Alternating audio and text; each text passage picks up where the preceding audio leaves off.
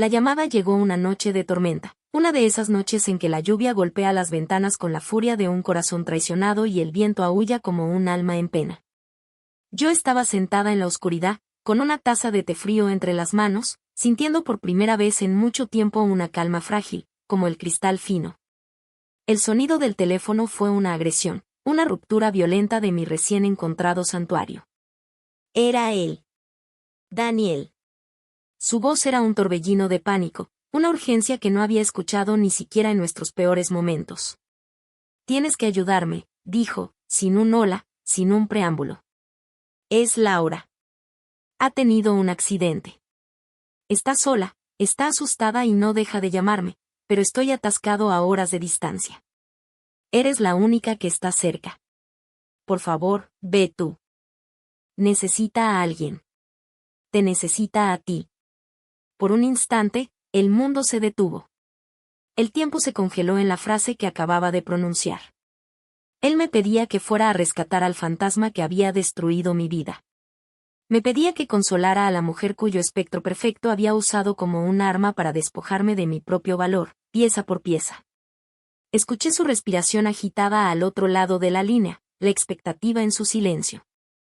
Esperaba que yo, la complaciente, la que siempre intentaba estar a la altura, corriera una vez más a solucionar un problema que no era mío, a cuidar de un dolor que él había cultivado. Pero en ese silencio, algo dentro de mí, una voz que había estado ahogada durante años, habló con una claridad ensordecedora. Y con la serenidad de quien finalmente entiende el mapa de su propia salvación, sin una palabra, sin un suspiro, colgué el teléfono. El clic del auricular al volver a su base fue el sonido más poderoso que había escuchado en mi vida.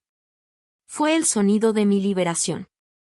Porque en ese momento comprendí que si había alguien en el mundo que necesitaba ser rescatada desesperadamente, esa persona era yo.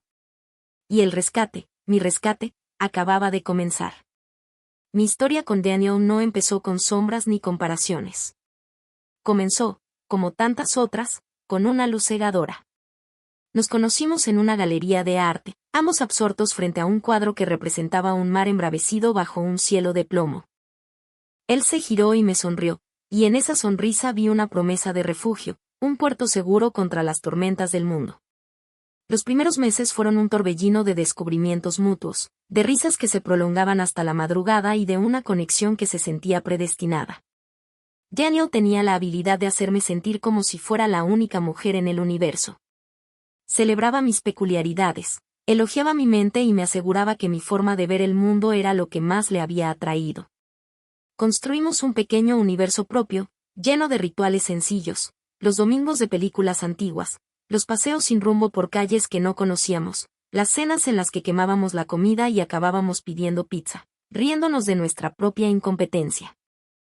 Me sentía vista, plenamente vista, por primera vez. Creía haber encontrado a mi compañero, el ancla que me permitiría ser más yo que nunca. La paz era el aire que respiraba, la confianza era el suelo bajo mis pies. Hablaba de nuestro futuro con una certeza que me desarmaba, dibujando planes en servilletas de papel, la casa con un pequeño jardín, el viaje a Japón que ambos soñábamos, los nombres de nuestros hipotéticos hijos.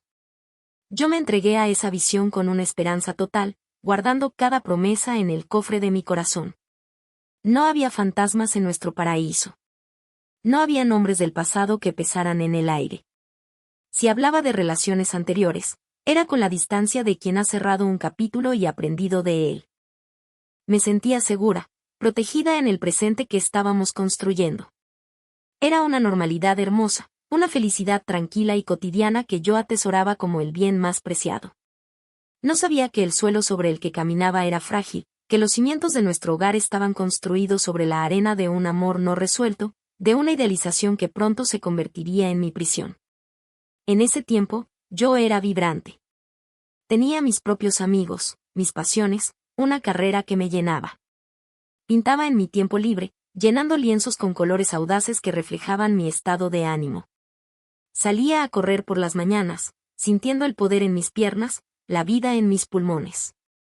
Era una mujer completa antes de él, y creí, ingenuamente, que junto a él me expandiría aún más. No podía imaginar que esa misma luz que él parecía proyectar sobre mí pronto sería utilizada para revelar cada una de mis supuestas imperfecciones, cada rasgo que no encajaba en el molde de un recuerdo que él se negaba a soltar. Esa era yo, la mujer del antes. Una mujer llena de esperanza, de amor y de una fe inquebrantable en la historia que estábamos escribiendo juntos. Una mujer que no tenía ni idea de que estaba a punto de convertirse en la protagonista secundaria de su propia vida. El primer giro, la primera fisura en nuestro paraíso, fue tan sutil que casi no lo noté. Fue una tarde de sábado, mientras cocinaba para nosotros. Puse una canción de un artista que me encantaba, una melodía melancólica y suave. Daniel entró en la cocina, se detuvo y dijo, con una media sonrisa nostálgica, «Ah, esta canción». A Laura le encantaba. Decía que capturaba perfectamente la belleza de la tristeza. No dijo nada más. Pero el nombre quedó flotando en el aire, un pequeño fantasma que se había colado en nuestra cocina. Laura. Su ex. La mujer de la que apenas había hablado, siempre de forma vaga.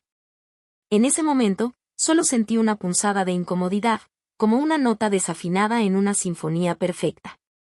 Lo descarté como un simple recuerdo sin importancia. Pero fue la primera de muchas. Pronto, el nombre de Laura comenzó a aparecer con más frecuencia, siempre envuelto en un halo de perfección inalcanzable. Si yo preparaba pasta, él comentaba distraídamente, «Está buena», pero Laura tenía un truco con la albahaca que la hacía increíble. Si elegía una película para ver, a menudo escuchaba, «Es interesante», aunque a Laura le gustaba más el cine francés, tenía un gusto muy sofisticado. Cada comentario era una pequeña aguja, una comparación velada que me hacía sentir que siempre me quedaba un paso por detrás de un ideal invisible. Empecé a sentirme como si estuviera en una audición constante para un papel que ya había sido interpretado de manera magistral por otra persona. La traición no fue un acto único y explosivo, sino un lento goteo de veneno que fue erosionando mi confianza. Comencé a interiorizar la narrativa de que yo era la versión inferior, la copia imperfecta. Laura era el estándar de oro. Laura era elegante sin esfuerzo. Laura era intelectualmente brillante. Laura era valiente y aventurera. Laura, en la mitología de Daniel, no tenía defectos. Era una estatua de mármol pulido, y yo era la arcilla torpe que intentaba imitar su forma. Lo peor era la forma en que lo decía, no con malicia, sino con una especie de melancolía genuina, como si él también lamentara que yo no pudiera ser ella. Y esa falsa amabilidad era más cruel que cualquier insulto directo. Me desarmaba. ¿Cómo podía enfadarme por un recuerdo aparentemente inocente? Así que empecé a hacer lo impensable, intenté convertirme en ella. Empecé a escuchar la música que a ella le gustaba, a leer los libros que él mencionaba que ella adoraba, a sugerir viajes a los lugares que ellos habían visitado. Dejé de pintar mis cuadros audaces y coloridos, porque una vez él comentó que Laura prefería el arte minimalista. Cambié mi forma de vestir, mi forma de hablar, incluso mis opiniones, todo en un esfuerzo desesperado por ganar una competencia contra un fantasma. La ruptura no fue con él, al menos no al principio. La ruptura fue conmigo misma. Me desconecté de la mujer que era, la encerré en un sótano oscuro de mi mente y me puse el disfraz de Laura, esperando que un día Daniel me mirara y por fin viera en mí la perfección que tanto anhelaba. Pero nunca fue suficiente. Cada esfuerzo mío solo parecía recordarle más la ausencia de la original. La mujer del antes, vibrante y segura, se estaba desvaneciendo, reemplazada por una imitadora ansiosa y agotada. El paraíso se había convertido en un campo de minas de comparaciones, y yo caminaba por el de puntillas, aterrorizada de dar un paso en falso que revelara, una vez más, que yo, simple y dolorosamente, no estaba a la altura. La caída fue lenta, silenciosa y absoluta. No hubo un grito, sino un largo y ahogado suspiro que duró meses. Llegué a un punto en el que ya no sabía dónde terminaba yo y dónde empezaba la sombra de Laura. Me había perdido por completo en el laberinto de intentar ser otra persona. Mi casa, nuestro hogar, se sentía como un museo dedicado a ella. Cada objeto parecía tener una historia que no me incluía. El sofá era donde ella y Daniel veían películas. La estantería contenía los libros que ella le había recomendado. Incluso el aire parecía impregnado de su memoria. Yo me movía por los pasillos como una intrusa, una cuidadora de un santuario ajeno. Dejé de mirarme en los espejos. Cuando lo hacía por accidente, me sobresaltaba una desconocida. Veía unos ojos cansados, una expresión de ansiedad perpetua en una cara que ya no reconocía como mía. La mujer que me devolvía la mirada era un eco, una versión descolorida de quien solía ser. La alegría se filtró fuera de mi vida como arena entre los dedos. Las cosas que antes me daban placer, como pintar o correr, se sentían como un fraude. ¿Cómo podía crear algo auténtico si yo misma era una imitación? Mis lienzos se quedaron en blanco, acumulando polvo en un rincón. Mis zapatillas de correr permanecieron intactas junto a la puerta. Mi mundo se encogió hasta reducirse a las 4 paredes de nuestro apartamento y a la espera constante de la próxima comparación, la próxima prueba de mi insuficiencia. Me aislé de mis amigos. Sus llamadas se quedaban sin respuesta. Sus mensajes se acumulaban sin leer. ¿Qué podía decirles? ¿Cómo explicar que me estaba disolviendo en la memoria de la exnovia de mi pareja? Sentía una vergüenza profunda, una humillación que me paralizaba. Su vida, llena de risas y normalidad, parecía de otro planeta. Había olvidado cómo ser esa persona, la que tenía anécdotas que contar y opiniones propias que defender. Mi única habilidad era anticipar los deseos de Daniel, intentar adivinar qué versión de mí le complacería más ese día. Toqué fondo una tarde de domingo. Daniel estaba viendo un álbum de fotos antiguo, uno de su vida antes de mí. Pasó una página y se quedó mirando una foto durante un largo rato. Me acerqué y vi la imagen, era él con Laura, en la cima de una montaña, ambos sonriendo a la cámara con una complicidad radiante. Él suspiró, un sonido lleno de una nostalgia tan profunda que me partió el alma. Luego, sin mirarme, dijo en voz baja, éramos invencibles entonces. En esa frase, escuché mi sentencia final. Yo no solo no era ella, yo era el símbolo de su vida vencible, la prueba viviente de que sus mejores días habían quedado atrás. En ese momento, sentí un vacío tan inmenso que creí que me tragaría por completo. No lloré. No grité. Simplemente me senté en el suelo de la sala, sintiéndome completamente invisible. Era un fantasma habitando la vida de otro fantasma. Él cerró el álbum y ni siquiera se dio cuenta de mi estado. Para él, yo ya no estaba allí. Y lo peor de todo es que, por primera vez, yo también lo creí. Estaba rota, despojada de mi identidad, de mi alegría y de mi esperanza. Había llegado al punto más bajo, un lugar de silencio y oscuridad donde ya no quedaba nada de mí por salvar. El cambio no llegó como un trueno, sino como un susurro en la quietud de mi desesperación.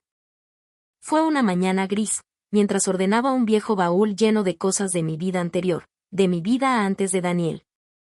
Mis manos, moviéndose mecánicamente entre papeles y recuerdos, se toparon con un cuaderno de tapa dura. Lo abrí. Estaba lleno de mi caligrafía desordenada, poemas, pensamientos, fragmentos de historias que había escrito en la universidad. Leí una página al azar. Las palabras eran audaces, llenas de una pasión y una certeza que me resultaron extrañamente familiares y, a la vez, completamente ajenas. Hablaban de tormentas internas, de la búsqueda de la belleza en lo imperfecto, de la fuerza que se encuentra en la vulnerabilidad. Era mi voz. Una voz que no había escuchado en años. Mientras leía, algo se movió dentro de mí, una pequeña brasa que había sobrevivido bajo capas de ceniza. Por primera vez en mucho tiempo, sentí algo más que ansiedad o vacío, sentí una punzada de añoranza por la mujer que había escrito esas palabras. Ese pequeño destello fue suficiente. Esa misma tarde, llamé a Sofía, mi mejor amiga, a quien había estado evitando durante meses. Cuando escuchó mi voz, no hubo reproches, solo un cálido, ¿dónde estás? Nos vimos en una cafetería anónima, lejos de mi barrio, lejos de mi vida actual. No necesité explicar mucho. Ella me miró, y supo. Vio la ausencia en mis ojos, el peso en mis hombros. Le conté todo, las palabras saliendo de mí en un torrente torpe y doloroso, las comparaciones, el fantasma de Laura, el espejo vacío, el álbum de fotos. Lloré por primera vez en meses, un llanto silencioso y agotado. Sofía me dejó hablar hasta que no quedaron más palabras. Luego, tomó mi mano sobre la mesa y dijo algo que se ancló en mi alma. Has pasado tanto tiempo intentando ser el reflejo de una mujer que ni siquiera conoces, que has olvidado cómo es tu propio rostro, dijo con una suavidad firme. Él te ha hecho creer que tu valor depende de cuánto te pareces a ella, pero el verdadero problema no es que tú no seas Laura. El problema es que has dejado de ser tú. Hizo una pausa y me miró directamente a los ojos. Él no va a rescatarte de esto. Nadie va a venir a devolverte tu vida. La única que puede hacerlo eres tú. Así que te pregunto, ¿a quién vas a rescatar primero? Esa pregunta, ¿a quién vas a rescatar primero?, resonó en el espacio vacío que había dentro de mí. Fue como si alguien hubiera encendido una luz en la habitación más oscura de mi ser. De repente, la elección se volvió clara. No se trataba de ganar una competencia imposible. No se trataba de ser suficiente para él. Se trataba de ser suficiente para mí. La chispa de cambio no fue la promesa de una solución fácil, sino la aceptación de una verdad difícil. Mi salvación estaba en mis propias manos. Salí de esa cafetería sintiéndome diferente. El peso seguía ahí, pero ya no me aplastaba. Ahora tenía un propósito: encontrar el camino de vuelta a mí misma. El viaje de regreso no fue una línea recta. Fue un ascenso arduo y vacilante, lleno de pasos hacia adelante y dolorosos retrocesos. La transformación comenzó con actos pequeños, casi imperceptibles, de rebelión silenciosa. El primer paso fue reclamar mi espacio. Una tarde, mientras Daniel no estaba, tomé todos mis lienzos en blanco y los llevé al centro de la sala. Puse la música que a mí me gustaba, a todo volumen. Y pinté. No pinté nada en particular, solo manchas de color, trazos furiosos de negro, azul y rojo. Fue un desastre caótico y visceral, pero fue mío. Por primera vez en años, mis manos crearon algo que no era una imitación de nada ni de nadie. Cuando Daniel llegó y vio el cuadro apoyado contra la pared, frunció el ceño. ¿Qué es eso?, preguntó. Soy yo, respondí, con una calma que me sorprendió a mí misma. No entendió, pero yo sí. Empecé a establecer límites. Cuando mencionaba a Laura, en lugar de encogerme, aprendí a decir, prefiero que no hablemos de ella. Esta es nuestra vida, no la de ellos. Las primeras veces mi voz temblaba. Él se mostraba confundido, a veces irritado. Me acusaba de ser insegura, de no poder manejar su pasado. Pero yo me aferré a las palabras de Sofía. Estaba rescatándome a mí misma. Reconstruí los puentes que había quemado. Llamé a mis amigos y me disculpé por mi ausencia. Salí a cenar con ellos, escuché sus historias y, poco a poco, empecé a tener las mías propias para compartir. Volví a correr por las mañanas, no para huir, sino para sentir la fuerza de mi cuerpo, el ritmo de mi corazón recordándome que estaba viva y que era fuerte. Cada pequeña victoria me daba más fuerza para la siguiente. Eliminé de mi vida todo lo que había adoptado para parecerme a Laura, la música, los libros, la ropa. Fui a una librería y compré los libros que yo quería leer. Llené mi armario con los colores que a mí me gustaban. Fue un proceso de despojo, de quitarme las capas del disfraz que había llevado durante tanto tiempo. Hubo días terribles. Días en los que la duda me consumía, en los que la voz de Daniel, diciendo que era mejor antes, resonaba en mi cabeza. Días en los que la tentación de volver a la comodidad de ser invisible era abrumadora. En esos momentos, me miraba en el espejo y buscaba a la mujer que estaba emergiendo. Veía destellos de ella en la determinación de mi mandíbula, en la claridad que volvía a mis ojos. Y me decía a mí misma, sigue adelante. Estás rescatándola. El punto de inflexión fue cuando decidí irme. No fue tras una pelea, sino en una tarde tranquila. Me di cuenta de que mi crecimiento no podía completarse en un entorno que había sido diseñado para empequeñecerme. Necesitaba mi propio aire, mi propio suelo. Cuando se lo dije a Daniel, no lo podía creer. Pero si las cosas estaban mejorando, dijo. Y en esa frase entendí que él nunca había comprendido la verdadera naturaleza de mi lucha. Mi transformación no era para salvar la relación, era para salvarme a mí. Mi escalada no fue para llegar a él, fue para llegar a mí. El clímax de mi redención no ocurrió en la cima de una montaña ni en un escenario grandioso. Sucedió en la quietud de mi pequeño apartamento, en una noche de tormenta, con el teléfono en la mano. Cuando Daniel llamó, con su voz llena de pánico, pidiéndome que corriera a salvar a Laura, el universo me presentó la prueba final. Durante un instante fugaz, la vieja yo, la complaciente, la que vivía para su aprobación, amenazó con resurgir. Una parte de mí sintió la urgencia de decir sí, de ser la heroína, de demostrarle por última vez que podía estar a la altura, que incluso podía superar a la perfecta Laura en su capacidad para cuidar. Pero entonces, todo el trabajo de los últimos meses, cada lágrima, cada pequeña victoria, cada acto de autoafirmación, se unió para formar un escudo inquebrantable a mi alrededor. La voz de Sofía resonó en mi mente: ¿a quién vas a rescatar primero? Escuché la desesperación de Daniel, pero ya no me conmovía de la misma manera. No sentí compasión por él, sino una profunda tristeza por la dinámica que había perpetuado. Él no me estaba pidiendo que salvara a Laura de un accidente. Me estaba pidiendo que volviera a mi celda. Me estaba pidiendo que abandonara mi propio rescate en el momento más crucial para ir a atender las heridas de la mujer cuyo fantasma él había usado para herirme. Me estaba pidiendo que demostrara mi amor sacrificando la última pieza de mí misma que había luchado tanto por recuperar. En ese silencio, mientras él esperaba mi respuesta, vi mi vida con una claridad absoluta. Vi a la mujer del antes, llena de luz y esperanza. Vi a la mujer rota, vagando como un fantasma en su propia casa. Y vi a la mujer que era ahora, una superviviente con cicatrices, frágil pero entera, que estaba aprendiendo a ser su propio puerto seguro. Salvar a Laura no era mi responsabilidad. Nunca lo había sido. Mi única responsabilidad era proteger a la mujer que tanto me había costado reconstruir. El perdón no se trataba de perdonarlo a él ni a ella. Se trataba de perdonarme a mí misma por haberme abandonado durante tanto tiempo. Y el triunfo no consistía en gritarle mi dolor o mi rabia. El verdadero triunfo era el silencio. Era la calma con la que mi mano se movió. Era la decisión final de elegirme.